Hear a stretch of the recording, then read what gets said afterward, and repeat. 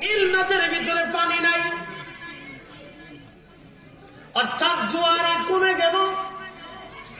জোয়ার আনার জন্য জাহিলিয়াতের যুগের মানুষেরা নীল নদের পাড়ে নিয়ে একটা কুমারী মেয়েকে তারা হত্যা করত, জবাই দিত।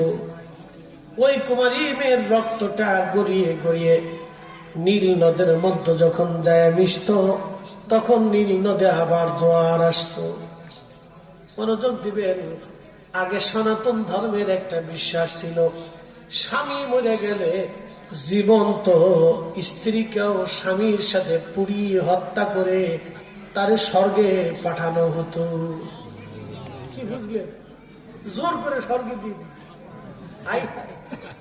সনাতন ধর্মে আগের বিশ্বাস ছিল, স্বামী মরে গেলে জীবন্ত স্ত্রীকে ধরে নিয়ে স্বামীর সাথে জীবন্ত পুড়িয়ে মেরে স্বামীর সাথে স্বর্গে পাঠিয়ে দিচ্ছে, যা দুজনে একসাথে স্বর্গে থাকবে। কি বুঝলেন আপনারা? ইসলামের মতো এমন বিশুদ্ধ ধর্ম পৃথিবীতে আর হবে না। ঠিক না বেঠে? কখনোই ছিল না এত চমৎকার জীবন ব্যবস্থা। দুজনে একসাথে স্বর্গে পাঠিয়ে